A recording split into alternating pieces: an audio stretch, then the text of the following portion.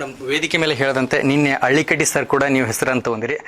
ಹಳ್ಳಿಕಟ್ಟಿ sir ಸಾಮಾಜಿಕ ಕೆಲಸ ಇರ್ಬೋದು, ಅವ್ರ ರಾಯಲ್ ಸ್ಕೂಲ್ ಬಗ್ಗೆ, ಅವ್ರ ಬ್ಯಾಂಕಿಂಗ್ ಕ್ಷೇತ್ರ ಬಗ್ಗೆ ನೀವು ನೋಡಿದಂಗೆ ಅವ್ರ ಬಗ್ಗೆ ಒಂದೆರಡು ಮಾತು ಮೇಡಮ್.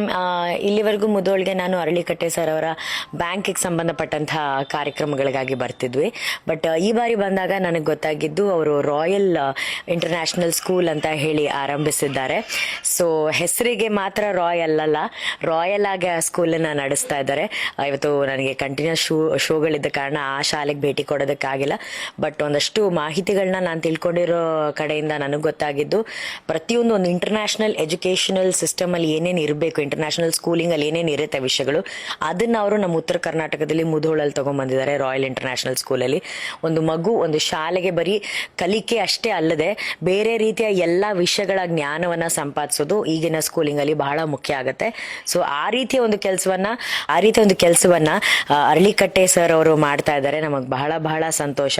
ಸೊ ಈ ಸಂಸ್ಥೆಯಿಂದ ರಾಯಲ್ ಇಂಟರ್ನ್ಯಾಷನಲ್ ಸ್ಕೂಲ್ ಅಂತ ಏನ್ ನಡೀತಿದೆ, ಬಹಳ ಕಡಿಮೆ ಫೀಸ್ ಅಲ್ಲಿ ಅವರು ಕ್ವಾಲಿಟಿ ಎಜುಕೇಶನ್, ಅದನ್ನ ಕರೆಕ್ಟ್ ಆಗಿ ಹೇಳ್ತಿದ್ದೀನಿ ಅಂತ ಅನ್ಕೊಂತೀನಿ, ಕಡಿಮೆ ಫೀಸ್ ಅಲ್ಲಿ ಕ್ವಾಲಿಟಿ ಎಜುಕೇಶನ್ ಕೊಡೋದು ಈಗಿನ ಜನರೇಷನ್ ಅಲ್ಲಿ ತುಂಬಾ ದೊಡ್ಡ ಚಾಲೆಂಜು.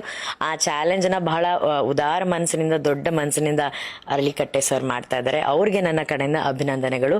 ಆ ಎಂಟೈರ್ ಸ್ಟಾಫ್ಗಾಗಿರ್ಬೋದು ಅಥವಾ ಬ್ಯಾಂಕ್ ನ ಎಲ್ಲ ಡೈರೆಕ್ಟರ್ಸ್ ಯಾರೆಲ್ಲ ಬಂದಿದ್ದಾರೆ ಅವರೆಲ್ಲರಿಗೂ ನನ್ನ ಕಡೆಯಿಂದ ಅಭಿನಂದನೆಗಳು. ಇದಿಷ್ಟು ಇವರ ಮಾತಾಗಿತ್ತು. ಕ್ಯಾಮ್ರಾ ಪರ್ಸನ್ ಪ್ರಜ್ವಲ್ ಜೊತೆ Avinash Koshti, run TV news Mudhol.